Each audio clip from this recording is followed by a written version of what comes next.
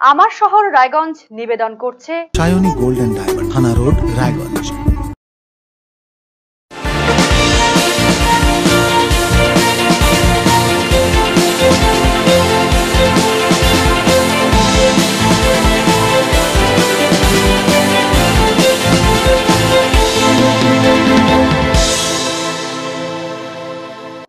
নমস্কার, আপনারা দেখছেন আরসিটিভি সংবাদ। আমার শহর রায়গঞ্জ নিয়ে এই মুহূর্তে রয়েছে আমি শাশ্বতী। প্রথমেই যে খবরের দিকে নজর রাখবো, রায়গঞ্জের স্বনামধন্য বেসরকারি স্বাস্থ্য প্রতিষ্ঠান জীবনরেখার নাম করে রক্ত পরীক্ষার ক্ষেত্রে অসাধু চক্রের হদিশ। মারাত্মক অভিযোগ সামনে আনলেন প্রতিষ্ঠানের কর্ণধার ডক্টর শান্তনু দাস। শুক্রবার তিনি সাংবাদিক বৈঠক ডাকেন। তিনি জানিয়েছেন, জীবনরেখার নাম করে নতুন উকিলপাড়ার বাসিন্দা জনৈক যুবক শুভদীপ গুহ বাড়ি বাড়ি থেকে রক্ত সংগ্রহ করছেন, তারপর কোনো অজানা জায়গায় তা পরীক্ষা করে রিপোর্ট করে মানুষের সাথে প্রতারণা করছেন। রক্ত সংগ্রহ এবং রিপোর্ট করে দেওয়ার বিনিময়ে মোটা অঙ্কের টাকা নিচ্ছেন তিনি। গত ৩-৪ দিন আগে রায়গঞ্জের শিশুরোগ বিশেষজ্ঞ ডক্টর অসিত ব্যানার্জির কাছে শুভদীপের কাছে পাওয়া একটি রিপোর্ট আসে। সেখানে গরমিল পেতেই জীবনরেখার সাথে যোগাযোগ করেন ডক্টর ব্যানার্জি, আর তখনই হয়ে যায় পর্দাফাঁস। ডক্টর শান্তনু দাস জানিয়েছেন, ওই রিপোর্ট জীবনরেখায় করাই হয়নি। শুধু এই ঘটনা নয়, আরো বেশ কয়েকজনের থেকে একই বিষয় সামনে আসে। জীবনরেখার কর্ণধার ডক্টর দাস জানিয়েছেন, এমন ভাবে অযোগ্য মানুষ রক্ত পরীক্ষার রিপোর্ট সরবরাহ করলে একদিকে যেমন জীবনরেখা সুনাম নষ্টের চেষ্টা করছে, অন্যদিকে মানুষের স্বাস্থ্যের ভয়ঙ্কর ক্ষতি করছে। একই সিরিঞ্জ একাধিক মানুষের শরীরে ব্যবহার করছে তারা, এতে নানান মারণ রোগ ছড়িয়ে পড়ার আশঙ্কা থাকছে। এই বিষয়ে স্বাস্থ্য দপ্তর, রায়গঞ্জ থানা সহ একাধিক জায়গায় অভিযোগ জানিয়েছে জীবনরেখা কর্তৃপক্ষ।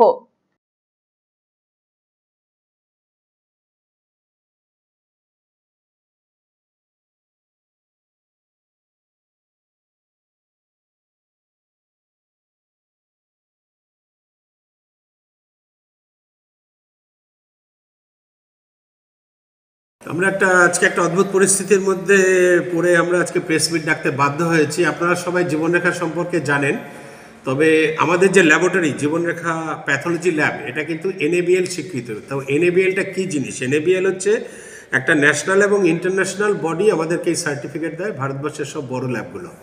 উত্তর দক্ষিণ দিনাজপুরের মধ্যে জীবনরেখা একমাত্র ল্যাব যার NABL রয়েছে। বড় শহরে এরকম ল্যাব অনেক থাকে। তো আমাদের এখানে আমরা পুরো রোবোটিক সিস্টেমে রিপোর্ট করি পেশেন্টদের। ব্লাড দেওয়ার থেকে শুরু করে রিপোর্ট বেরোনো অবধি কোনো হিউম্যান টাচ নেই। তার ফলে এর গুণমান এত ভালো যে ভারতবর্ষের সব ভালো ল্যাবগুলো যেগুলো রিপোর্ট করে তাদের সাথে আমাদের সমতুল্য রিপোর্ট। তার কারণে মানুষ আমাদের উপর ভরসা করে। কিন্তু আমাদের এই ভরসার ভিতটা কেউ একটা নড়িয়ে দেওয়ার চেষ্টা করেছে।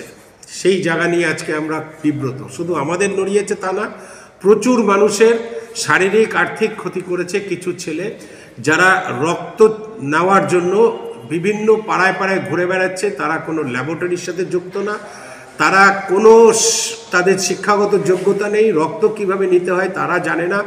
শুধুমাত্র রক্ত নিয়ে বিভিন্ন জায়গায় তারা পাঠাচ্ছে, টেস্ট করছে কি করছে না কেউ সচেতন নয়। এই বিষয়ে আমরা জানাতে চাইছি। ৩-৪ দিন আগে আমাদের ডাক্তার অসিত ব্যানার্জি, আমাদের যে বিখ্যাত যে শিশুরোগ বিশেষজ্ঞ, উনি প্রথম আমাদের জানান যে উপশম নার্সিংহোমে একজন পেশেন্টের ব্লাড উনি লিখেছিলেন। তার ব্লাড কালেকশন করেছিলেন একটি ছেলে শুভদীপ গুহ নাম, ডাকনাম পাপন, একটি 28-29 বছরের ছেলে, মাঝারি উচ্চতা, দাড়ি গোঁফ কামানো, ক্লিন শেপ, ফর্সা, ভোলাভালা চেহারা। তার বাবার নাম হচ্ছে অলোক গুহ, বাড়ি হচ্ছে নতুন উকিলপাড়া। মোটরসাইকেল নিয়ে বিভিন্ন জায়গা থেকে রক্ত সংগ্রহ করে থাকে। এবার ও একটা ভুল রিপোর্ট প্রদান করে। তখন ডাক্তার অসিত ব্যানার্জি চ্যালেঞ্জ করেন যে আমাকে মায়ের রিপোর্ট করে দিয়েছো কেন, আমার বাচ্চার রিপোর্ট চাই। এবং সেই ছেলেটি বাচ্চার রিপোর্ট অল্প সময়ের মধ্যে এত কম সময়ে প্রডিউস করে যাতে ওনার সন্দেহ হয়। উনি আমাদেরকে ক্রস চেক করতে পাঠান রিপোর্টটি। উপশম নার্সিংহোমের লোকজন আসে ফাইল নিয়ে, আমরা চেক করে দেখি এই ধরনের কোনো ব্লাড টেস্ট জীবনরেখাতে হয়নি। ব্যাপারটা চিন্তা করুন।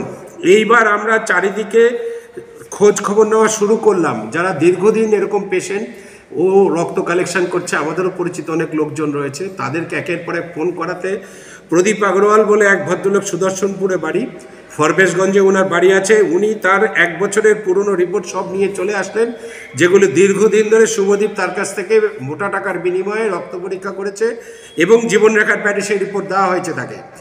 সেই রিপোর্টগুলো আমরা সবগুলো যখন আমাদের সিস্টেমে চেক করলাম, দেখলাম যে একটি রিপোর্টও জীবনরেখায় হয়নি, অথচ জীবনরেখায় তার রিপোর্ট বেরিয়ে গেছে। এবং এরকম শুধু একজন না, প্রচুর মানুষের কাছ থেকে ওরা এইভাবে করে অর্থ নষ্ট করেছে, কোনো রিপোর্ট না করেই প্যাড ইউজ করেছে।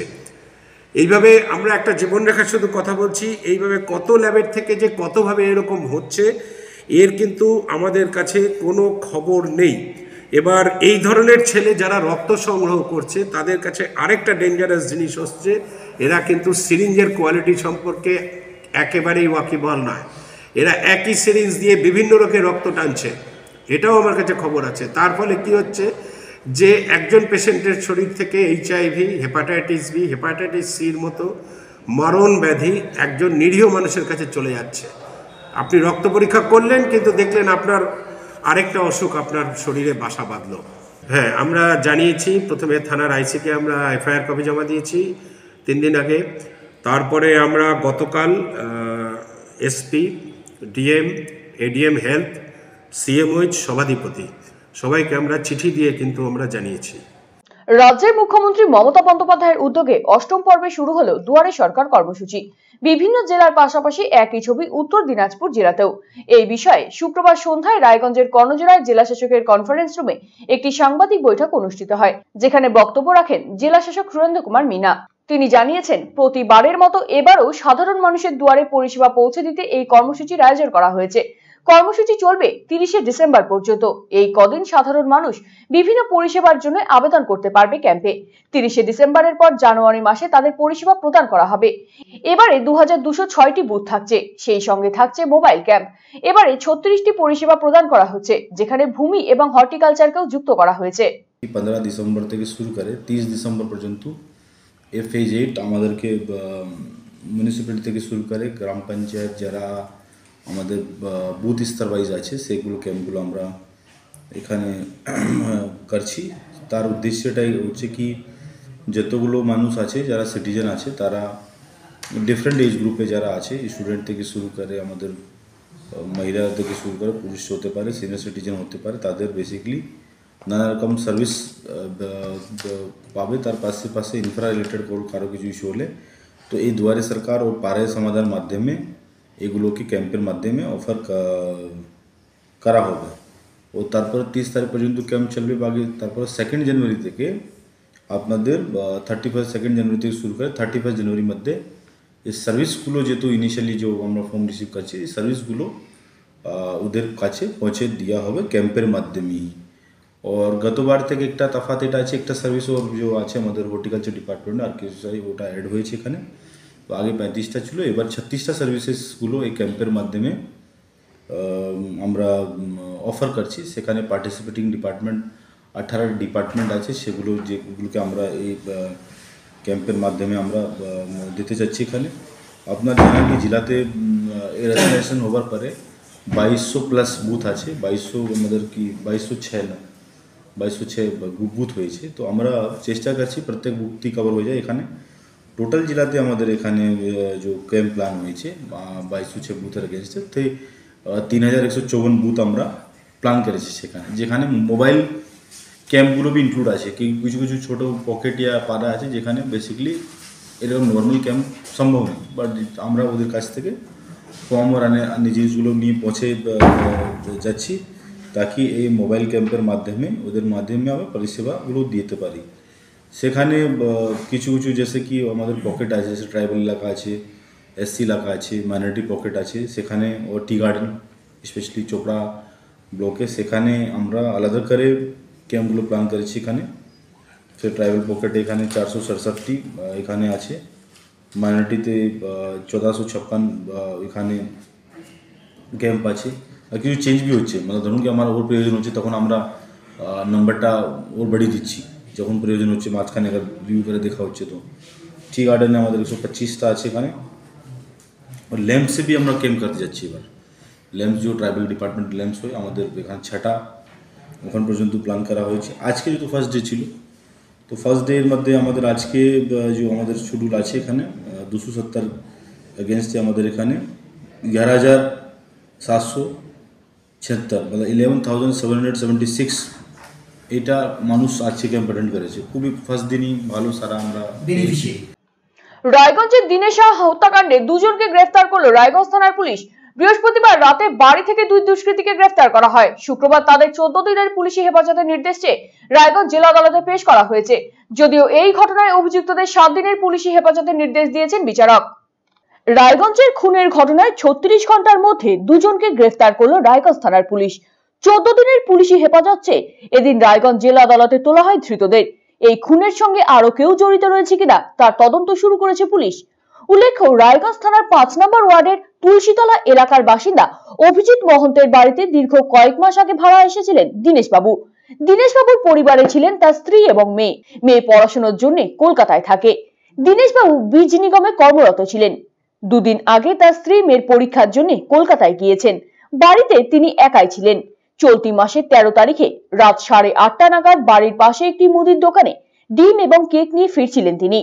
সেই সময় আচমকাই মোটর বাইকে করে দুজন এসে দাঁড়ালে তাদের সাথে দীনেশ বাবু কথা বলতে থাকেন।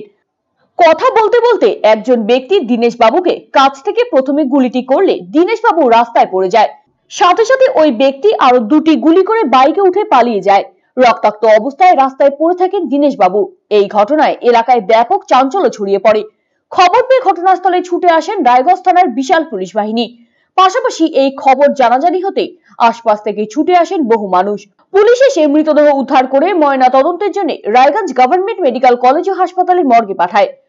খবর পেয়ে ঘটনাস্থলে ছুটে আসেন অতিরিক্ত পুলিশ সুপার রায়গঞ্জ জেলা পুলিশ তন্ময় সরকার। ঘটনাস্থলে থাকা সিসিটিভি হার্ড ডিস্ক বাজেয়াপ্ত করেছে রায়গঞ্জ থানার পুলিশ। রায়গঞ্জ থানার পুলিশ ঘটনার তদন্তে নেমে মোহাম্মদ ইমরান এবং মুন্না মোহাম্মদ নামে দুজনকে গ্রেফতার করেছে। পুলিশ সূত্রে জানা গিয়েছে, ইমরানের বাড়ি রায়গঞ্জ থানার ভাটল এলাকায়। তাকে তার বাড়ি থেকে গ্রেফতার করা হয়েছে। অন্যদিকে মুন্না মোহাম্মদকেও তার বাড়ি থেকে গ্রেফতার করে থানায় নিয়ে আসা হয়। 14 দিনের পুলিশি হেফাজতের নির্দেশ চেয়ে রায়গঞ্জ জেলা আদালতে তোলা হয় ধৃতদের। অন্যদিকে এই ঘটনায় অভিযুক্তদের 7 দিনের পুলিশি হেফাজতের নির্দেশ দিয়েছেন বিচারক। 13 তারিখে বিকালে পুলিশ একটা খবর পেল কি একজন ভদ্রলোক যার নাম দীনেশ সাহা, তাকে কিছু দুষ্কৃতীরা গুলি করেছে। সঙ্গে সঙ্গে পুলিশ পৌঁছালে ওখানে ওনাকে হসপিটালে শিফট করা হলো, যেখানে ডক্টর মাসে ওনাকে মৃত ঘোষণা করেন। ইমিডিয়েটলি আমরা একটা পুলিশ টিম ফর্ম করলাম, যার মধ্যে crime team, DSP, additional SP সবাই ছিলেন। ইনভেস্টিগেশন তদন্ত করার পরে আমরা উইদিন 24 আওয়ার্স জানতে পারি কি দুজন প্ল্যান করেছিল ওনাকে মারার জন্য। তাদের মধ্যে কিছু আর্থিক লেনদেনের ব্যাপার ছিল, সেই নিয়ে আমরা দুজনকে অ্যারেস্ট করেছি। আর তারা দুজন রায়গঞ্জের লোক, ওরা নিজের সাথেই আর্থিক কারোবার করতো। আর আমাদের ফার্দার তদন্ত চলছে। একজন আছে মুন্না, যার বাড়ি আছে পানিশালা রায়গঞ্জ। আর একজন যাকে অ্যারেস্ট করা আছে তার নাম আছে ইমরান, তার বাড়ি আছে ভাটল রায়গঞ্জ। এগুলো আমরা খতিয়ে দেখছি, এদের কি রেকর্ড আছে, কি মোটিভ আছে, কি কারণে কিভাবে করেছিল, সবগুলো আমরা খতিয়ে দেখছি। আমরা অ্যাজ এভিডেন্স হিসাবে ট্রিট করছি, তাদেরকে ফরেন্সিক এভিডেন্সের জন্য আমরা পাঠাচ্ছি। আর ওদের দুজনকেও আমরা জিজ্ঞাসাবাদ করছি অ্যাকচুয়ালি কে কে দুষ্কৃতী ছিল, দুজন যে কনফেস করেছে তার বাইরে যদি কেউ ছিল, সেসব আমরা খতিয়ে দেখছি। আরসিটিভি সংবাদ, রায়গঞ্জ। রায়গঞ্জের কিডস স্কুলের 18তম বাৎসরিক সাংস্কৃতিক অনুষ্ঠান অনুষ্ঠিত হলো শুক্রবার সন্ধ্যায়। রায়গঞ্জ শহরের ইনস্টিটিউট মঞ্চে এই অনুষ্ঠানের আয়োজন করা হয়। নাচ গান আবৃত্তি সহ একাধিক ইভেন্টে অংশ নেয় কচিকাচারা।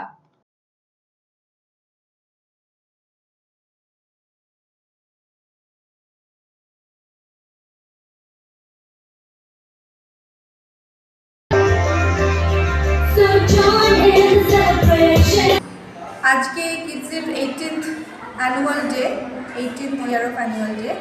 তো আজকে এখানকার বাচ্চারা এবং তাদের টিচাররা সবার সহযোগিতায় একটা খুব সুন্দর একটা ফাংশন করা হয়েছে।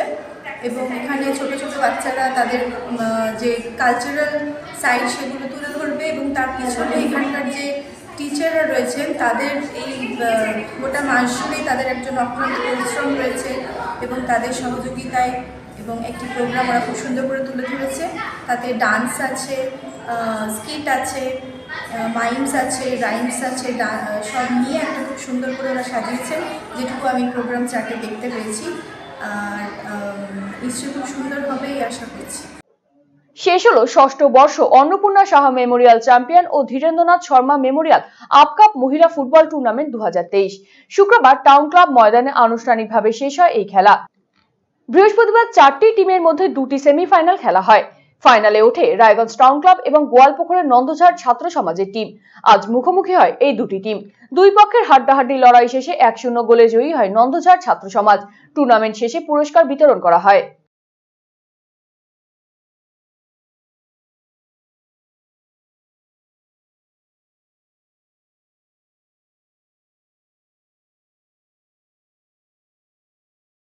এটা হচ্ছে এটা ষষ্ঠ বছর অন্নপূর্ণা সাহা মেমোরিয়াল চ্যাম্পিয়ন ও Dhirendranath Sharma runners up cup মহিলা ফুটবল টুর্নামেন্ট। আজকে ফাইনাল খেলায় মুখোমুখি হচ্ছে রায়গঞ্জ টাউন ক্লাব আর নন্দঝাড় ছাত্র সমাজ ইসলামপুরের। চ্যাম্পিয়ন থাকবে তাদের চ্যাম্পিয়ন ট্রফি এবং আর্থিক কিছু পুরস্কার থাকছে। তাছাড়া best prize, man of the match এবং ইন্ডিভিজুয়াল প্রাইজ সবার থাকছে। রায়গঞ্জ স্টেডিয়ামে চলছে আন্তঃক্লাব ক্রিকেট লীগ। জেলা ক্রীড়া সংস্থা পরিচালিত আন্তঃক্লাব ক্রিকেট লিগে শুক্রবার অনুষ্ঠিত হয় দ্বিতীয় ডিভিশনের দুটি খেলা। প্রথম খেলায় মুখোমুখি হয় বীরনগর উন্নয়ন সমিতি এবং চেলসি ক্রিকেট ক্লাব। দ্বিতীয় খেলায় মুখোমুখি হয় রয়্যাল যুব সংঘ এবং রায়গঞ্জ অ্যাকর্ড। লিগের খেলায় জয় পেয়ে 3 পয়েন্টে ঘরে তোলে বীরনগর উন্নয়ন সমিতি এবং রায়গঞ্জ অ্যাকর্ড। রায়গঞ্জ স্টেডিয়ামে চলা আন্তঃক্লাব ক্রিকেট লিগে শুক্রবার ছিল দ্বিতীয় ডিভিশনের দুটি খেলা। প্রথম খেলা অংশ নেয় দ্বিতীয় ডিভিশন গ্রুপ এর দুটি দল, বীরনগর উন্নয়ন সমিতি এবং চেলসি ক্রিকেট ক্লাব। টসে জিতে ব্যাটিং করার সিদ্ধান্ত নেয় চেলসি ক্রিকেট ক্লাব। 18 বলে সবকটি উইকেট হারিয়ে 92 রান তোলে চেলসি। দলের ব্যাটসম্যান ইমরান আলী 24 বলে ব্যক্তিগত 30 রানে অপরাজিত থাকে। বীরনগর উন্নয়ন সমিতির বোলার কৃষ্ণেন্দু দাস 3 ওভার বল করে 13 রান দিয়ে 3 উইকেট এবং জুলফিকার হোসেন 3 ওভার বল করে 9 রান দিয়ে 2 উইকেট দখল করে। জবাবে ব্যাট করতে নেমে মাত্র 9.1 ওভারে 1 উইকেট হারিয়ে 96 রান তুলে নেয় বীরনগর উন্নয়ন সমিতি। দলের দুই ব্যাটসম্যান পাপাই সাহা 28 বলে অপরাজিত 50 রান এবং মোহাম্মদ ফরিদ হোসেন 26 বলে 38 রান করে অপরাজিত থাকে। চেলসির বোলার বিশ্বজিৎ বর্মন 3 ওভার বল করে 34 রান দিয়ে বীরনগরের একমাত্র উইকেটটি তুলে নেয়। লিগের এই খেলায় 9 উইকেটে চেলসি ক্রিকেট ক্লাবকে হারিয়ে জয় পায় বীরনগর উন্নয়ন সমিতি। ম্যান অফ দ্য ম্যাচ নির্বাচিত হয় বীরনগরের কৃষ্ণেন্দু দাস। শুক্রবার লিগের দ্বিতীয় খেলায় অংশ নেয় দ্বিতীয় ডিভিশন গ্রুপ এর দুই দল, রয়্যাল যুব সংঘ এবং রায়গঞ্জ অ্যাকর্ড। টসে জিতে প্রথমে ব্যাট করার সিদ্ধান্ত নেয় রয়্যাল যুব সংঘ। শুভম সরকারের 49 বলে 31 রান এবং অভিক টুডুর করা 23 বলে 15 রানে ভর করে নির্ধারিত 20 ওভারে 7 উইকেট হারিয়ে 90 রান তোলে রয়্যাল যুব সংঘ। রায়গঞ্জ অ্যাকর্ডের বোলার সঞ্জীব মন্ডল 4 ওভার বল করে 14 রান দিয়ে 3 উইকেট তুলে নেয়। জবাবে ব্যাট করতে নেমে 12 ওভারে 5 উইকেট হারিয়ে জয়ের জন্য 91 রান তুলে নেয় রায়গঞ্জ অ্যাকর্ড। দলের দুই ব্যাটসম্যান শুভম দাস 9 বলে 25 রান এবং সঞ্জীব মন্ডল 10 বলে 14 রান করে। রয়্যাল যুব সংঘের বোলার সৌম্যজিৎ সরকার 2 ওভার বল করে 18 রান দিয়ে 2 উইকেট দখল করে। লিগের এই খেলায় রয়্যাল যুব সংঘকে 5 উইকেট হারিয়ে জয় পায় রায়গঞ্জ অ্যাকর্ড। অলরাউন্ড পারফরম্যান্সের জন্য ম্যান অফ দ্য ম্যাচ নির্বাচিত হয় রায়গঞ্জ অ্যাকর্ডের সঞ্জীব মন্ডল।